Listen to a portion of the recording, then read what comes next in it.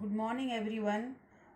I am Mrs. Parvati Kumari from Marwadi College, Boys Section, Ranchi. IAS second year के विद्यार्थियों के लिए है। आज हम चैप्टर 4 पढ़ेंगे।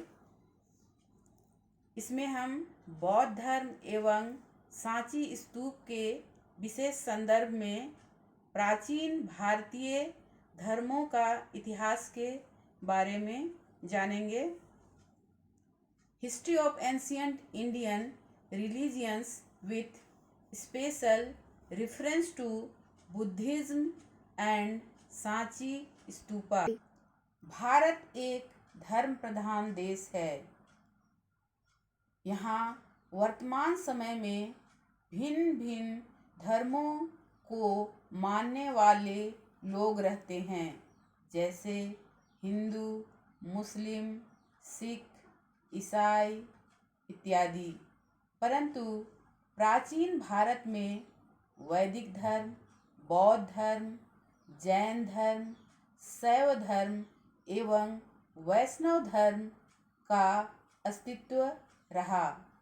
अपनी कुछ विशिष्ट अच्छाइयों के कारण यह भारत की सीमा लांघ गया, यानी बौद्ध धर्म का प्रचार प्रसार कई अन्य देशों में भी इसका प्रसार हुआ और आज कई देश बौद्ध धर्म को मानने लगे हैं, जैसे चीन, तिब्बत, श्रीलंका, दक्षिण Korea, Japan, Malaysia, Thailand, Myanmar, Vietnam इत्यादि।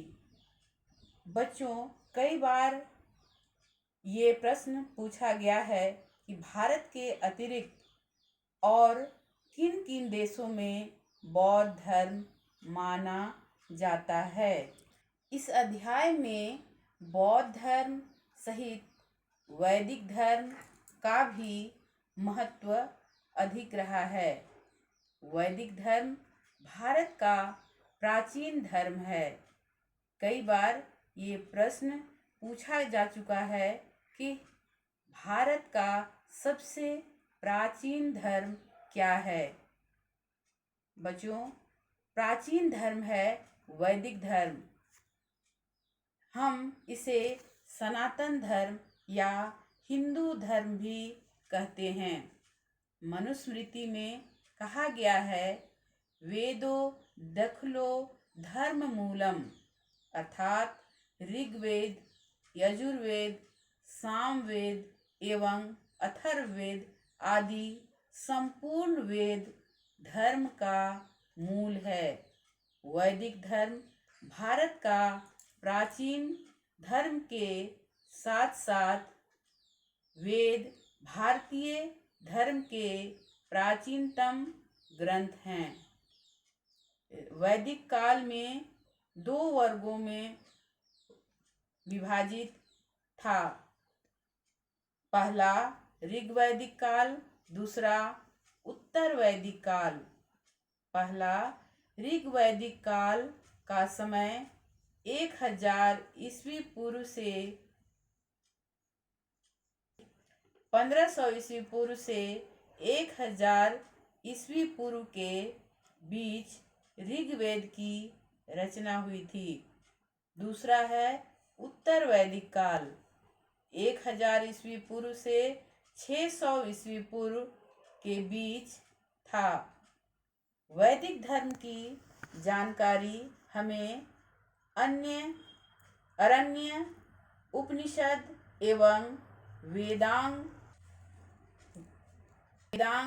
से भी मिलती है। उपनिषद बच्चों, ये भारतीय दर्शन के मूल स्रोत हैं, अर्थात जिससे हमें वास्तविकता की जानकारी प्राप्त होती है।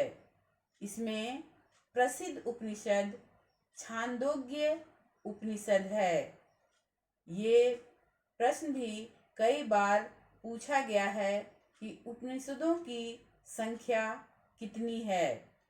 उपनिषदों की संख्या 300 के करीब है। बच्चों, जिस रहस्य विधा को गुरु के समीप बैठकर प्राप्त किया जाता है उसे हम उपनिषद कहते हैं।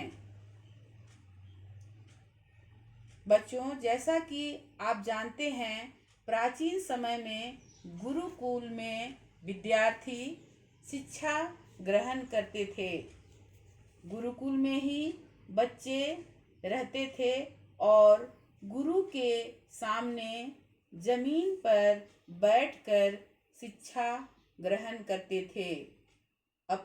आपने एकलव्य की कहानी तो अवश्य सुना होगा।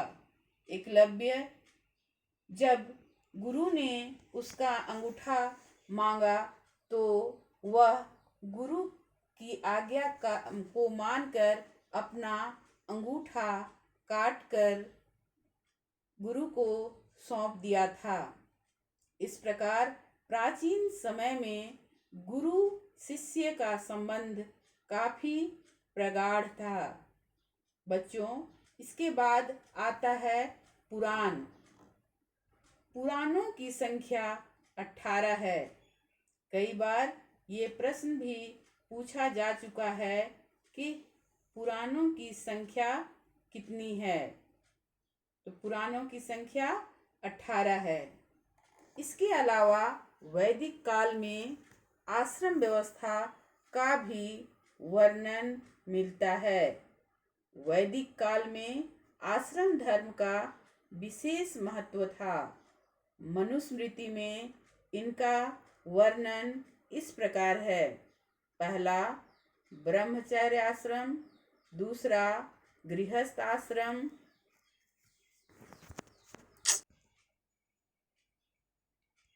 तीसरा वानप्रस्थ आश्रम और चौथा संन्यास आश्रम। पहला जो है ब्रह्मचर्य आश्रम, इसका समय है 1 से 25 वर्ष तक की आयु वाले। दूसरा गृहस्थ आश्रम, इसमें 25 से 50 वर्ष तक के व्यक्ति आते हैं। तीसरा है वानप्रस्थ आश्रम, इसमें 50 से 75 वर्ष तक की आयु के लोग। और चौथा है संन्यास आश्रम। जीवन के अंतिम समय में 75 से 100 वर्ष तक व्यक्ति इस आश्रम में रहता है। परंतु कई ऐसे बाह्य आडंबर के कारण, जैसे बलि प्रथा, सती प्रथा, परंतु कई ऐसे बाह्य आडंबरों के कारण, जैसे बलि प्रथा, सती प्रथा, बाल विवाह, अस्पृश्यता अर्थात छुआछूत जैसी कुरीतियों के कारण लोग इस धर्म से विरक्त होकर 6ठी शताब्दी में बौद्ध तथा जैन धर्म की ओर आकृष्ट हुए। धन्यवाद। नेक्स्ट क्लास में हम पढ़ेंगे सांची स्तूप के बारे में।